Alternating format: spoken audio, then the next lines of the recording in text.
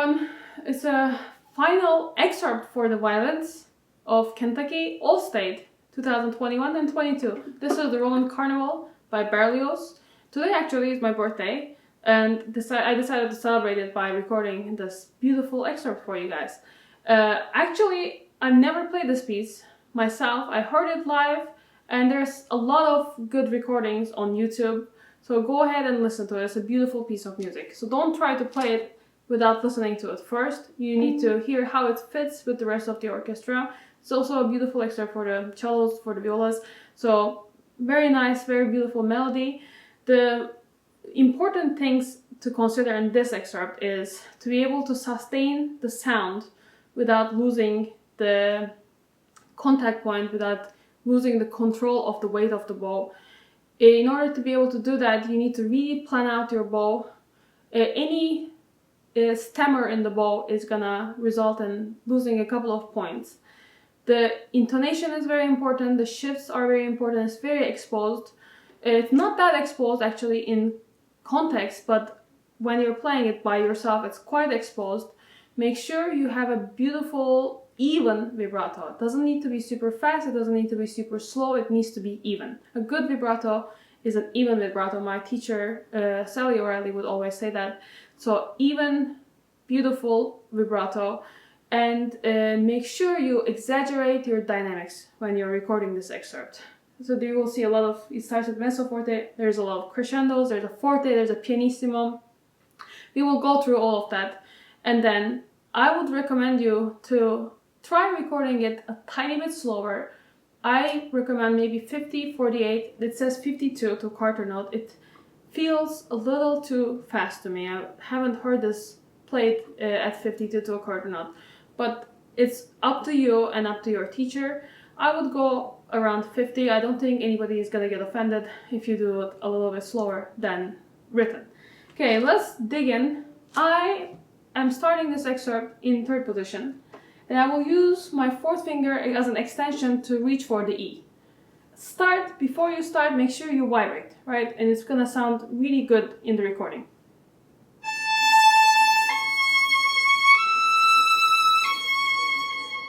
Good.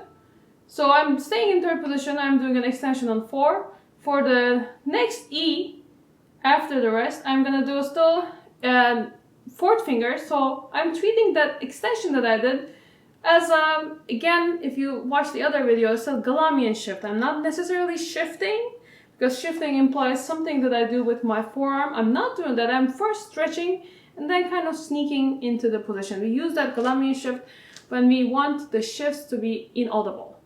So extension first, shift later. Okay, so I started again with the in third position.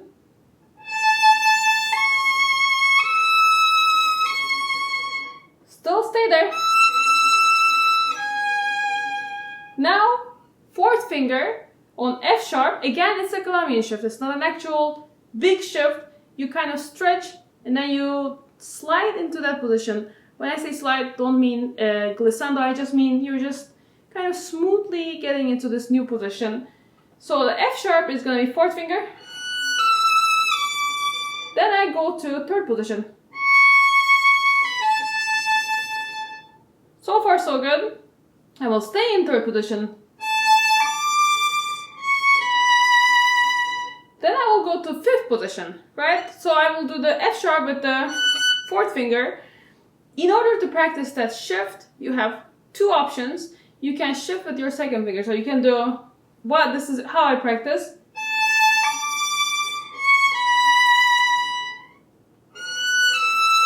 So I slid there, I've slid from B to the fifth position D with a second finger, and then I added my 4. Of course, when you do it slowly, you will hear a little bit of that shift, the shifting sound. When you get rid of that though, the motion is still going to be there, so you don't have to guess where that position is. You know exactly the distance of the position. If you let go of the string and then try to find it, very risky. I wouldn't recommend doing that. So that's one way of doing. You can do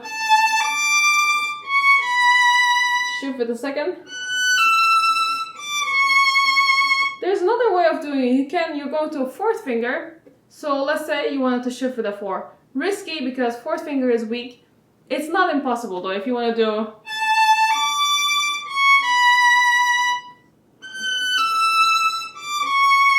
Right? It gets mine, it's a little sharp. I don't usually use the fourth finger to shift, but if you say I'm more comfortable doing that, go ahead. I would use the prepared shift, which is the second finger shifting, doing the shifting motion, and then adding the fourth finger. So you ended up with in the fifth position. And then I want you to go to a 7th position on that A.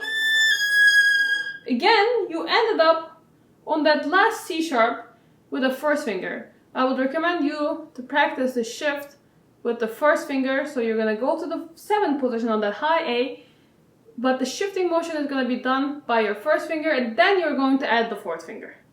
Okay, so again, this is the second measure, F sharp.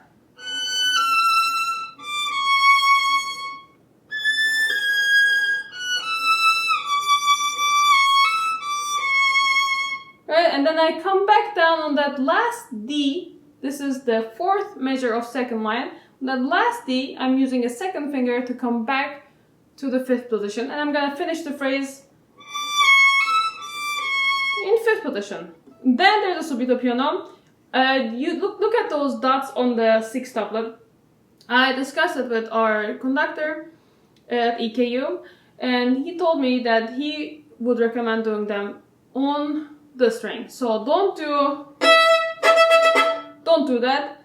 Actually use that, it's slow enough. Use that E to go towards the upper half and do them on the string. Right? And when I do that, I'm digging in with my first finger. It's more like a marcato rather than a spiccato. Not off the string, on the string. Use the E. Do those staccato, marcato things on the string closer to the tip, which would make a lot of sense when you start that pianissimo D. This is the last measure of second line. And then you can start at the tip. So you did. It sets you right there. If you do it any lower, if you try to make it off right here, then you're gonna have either a huge jump to the tip and you're gonna bounce the bow, lose the control, or you're gonna try to do it here. It's too slow to fit 2 quarter notes starting right there. So I would not recommend that. The next time that I shift, I actually stay in 3rd position for a long time. So I do, right, and then I do. Next time I shift is right there on that second A, not the first A, but the second A. This is the second measure of 3rd line. So I do B in 3rd position, and then shift on the 1st position on the second A, and I stay there. Go to 3rd position right here.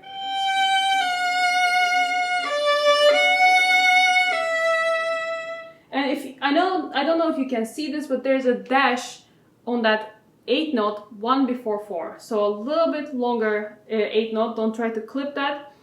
And then 4, 1 before 4, I'm in 3rd position. 4, I'm still in 3rd position. I'm just gonna finish the phrase. Long D.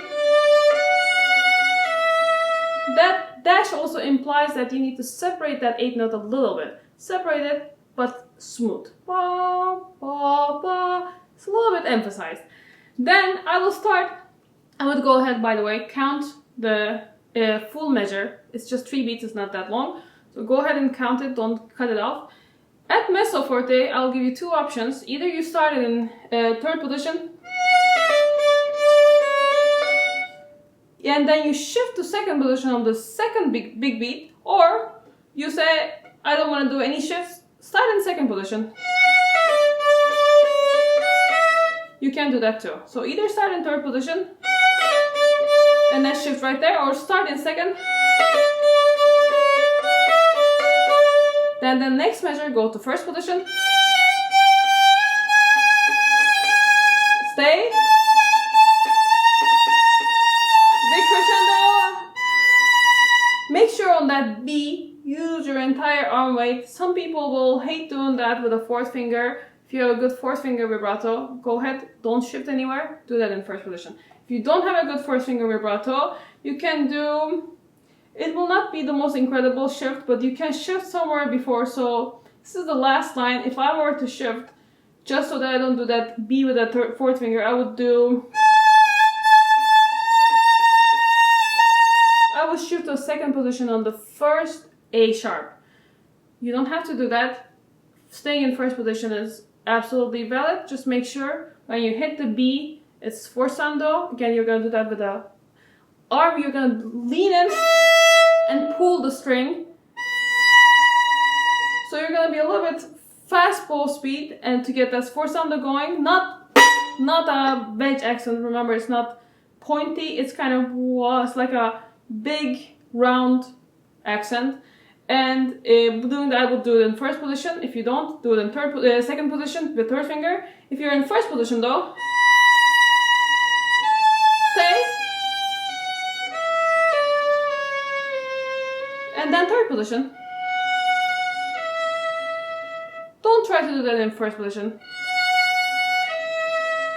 First of all, you need to vibrate that E. Vibrating the E with the fourth finger is a bad idea. Second of all, you don't need to go to a bright string, an E string, for one note.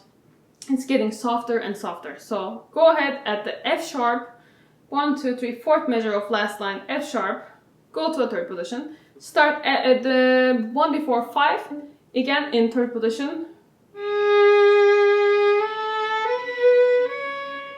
That traditionally gets a little bit of a retard. It is not marked there, but when you play it in orchestra, it will probably get a little bit of a retard. So do go ahead and add that to your audition. And then it says Poco Animato. Think not too fast, but a little bit more. 1, 2, 3. So it's gonna be 2, 3. A little bit moving, more moving than the rest. And again, when you do it with conductor, of course, he's gonna do whatever, he or she is gonna do whatever they want there. I would do 5 and 1 after 5, tip, and stay there. Don't try to lift the bow, don't do lift. Again, it's piano, you don't want to lose the control of the bow, you don't need to do that. Stay, it's not the end of, it's not your phrase anymore, it's the end of your phrase. Do it in the upper half. Okay? If you have any questions about these fingerings, again, you can email me. My email is sola.darvel@eku.edu. If you want a copy of my fingering, if you say I'm confused, I want to know exactly what you do, I will gladly send you a PDF copy of my music. And now let's do it. Let's hear what it sounds like when it's played in tempo.